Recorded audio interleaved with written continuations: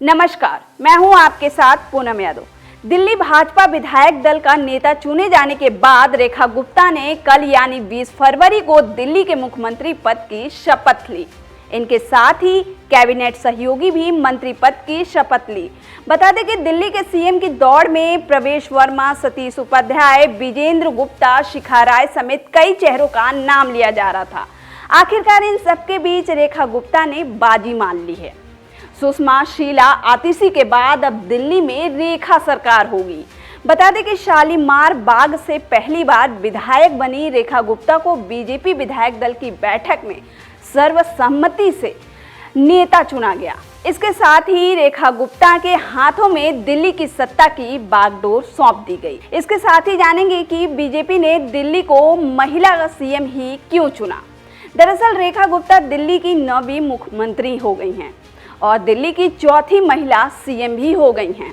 रेखा गुप्ता से पहले सुषमा स्वराज, शीला दीक्षित और आतिशी महिला मुख्यमंत्री रह चुकी हैं। बीजेपी ने एक बार फिर महिला शक्ति पर भरोसा जताया है, लेकिन सवाल ये उठता है कि दिल्ली में कांग्रेस से लेकर आम आदमी पार्टी और बीजेपी को महिला मुख्यमंत्री क्यों पसंद है।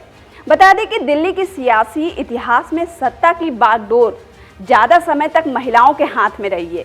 केंद्र शासित प्रदेश दिल्ली में विधानसभा बहाल होने के बाद पहली बार 1993 में विधानसभा चुनाव हुए थे। बीजेपी प्रचंड बहुमत के साथ सत्ता में आई थी, जिसके मुख्यमंत्री का ताज मदन लाल खुराना के सिर सजा था। खुराना 3 साल ही सीएम रहे। इसके बाद उनकी जगह साहिब सिंह वर्मा मुख्यमंत्री बने, लेकिन सियासी वर्चस्व की लड़ाई में 1998 के विधानसभा चुनाव से ठीक पहले सीएम की कुर्सी से उनकी भी विदाई हो गई। साहिब सिंह वर्मा के सीएम पद से हटने के बाद बीजेपी ने सुषमा स्वराज को सत्ता की कमान सौंपी। वहीं 12 अक्टूबर 1998 को सुषमा स्वराज ने दिल्ली की पहली महिला मुख्यमंत्री के रूप में शपथ ली थी। हालांकि 2 महीने के बाद विधानसभा चुनाव हुए तो भाजपा को करारी हार मिली और कांग्रेस सत्ता में आ गई। वहीं अब आपको बता दें कि दिल्ली में 15 साल तक कांग्रेस की सरकार चली। दिल्ली में कांग्रेस ने पूर्ण बहुमत के साथ सरकार बनाई और दिल्ली के मुख्यमंत्री पद पर शीला दीक्षित विराजमान हुई थी। शीला दीक्षित दिल्ली की दूसरी महिला मुख्यमंत्री बनी थी। इसके बाद कांग्रेस ने दिल्ली की सत्ता पर लगातार 15 साल तक राज किया और इस दौरान सत्ता की बागडोर शीला दीक्षित के हाथों में रही। वहीं 1998, 2003 और 2008 का विधानसभा चुनाव कांग्रेस शीला दीक्षित की अगुवाई में लड़ी और जीत दर्ज करने में कामयाब भी रही। कांग्रेस को इन दोनों चुनावों में शीला सरकार के दौरान कराए गए विकास कार्यों, मेट्रो प्रोजेक्ट और औद्योगिक क्षेत्र में मजदूर वर्ग को बढ़ावा देने के चलते जबरदस्त जीत मिली थी।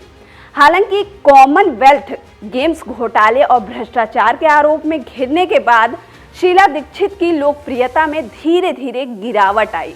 इसमें एक बड़ी भूमिका अन्ना हजारे के जन लोकपाल कानून के लिए किए गए आंदोलन की भी रही। बता दें कि अरविंद केजरीवाल समेत उनकी आम आदमी पार्टी का उदय भी इसी आंदोलन के बाद हुआ था। 2013 के विधानसभा चुनाव में नई नवेली आम आदमी पार्टी ने कांग्रेस से सत्ता छीन ली।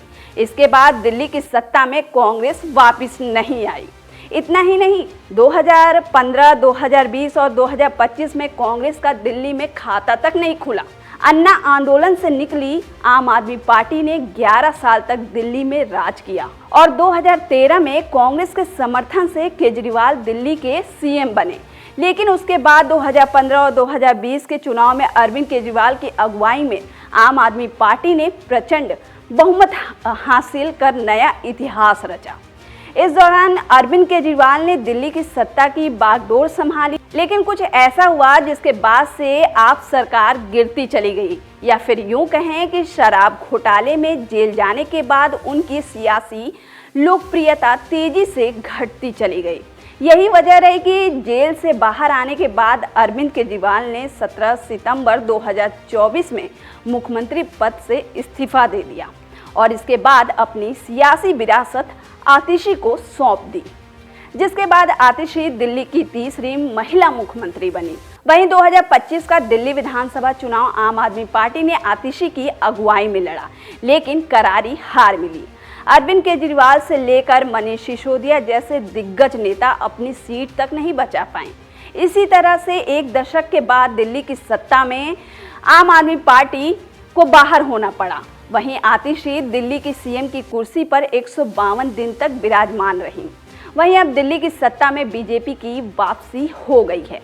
बता दें कि बीजेपी दिल्ली की सत्ता में 27 साल बाद लौटी तो सत्ता की बागडोर पार्टी ने छात्र राजनीति से निकली रेखा गुप्ता को सौंप दी है।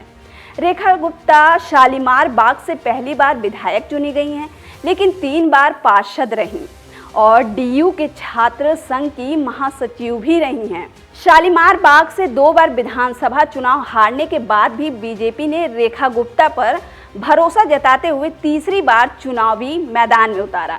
इस बार पार्टी के उम्मीदवारों पर खड़ी उतरी और विधायक चुनी गई, तो वहीं उनकी किस्मत की रेखा भी चमक गई। वहीं रेखा गुप्ता दिल्ली की चौथी महिला सीएम बन गई हैं।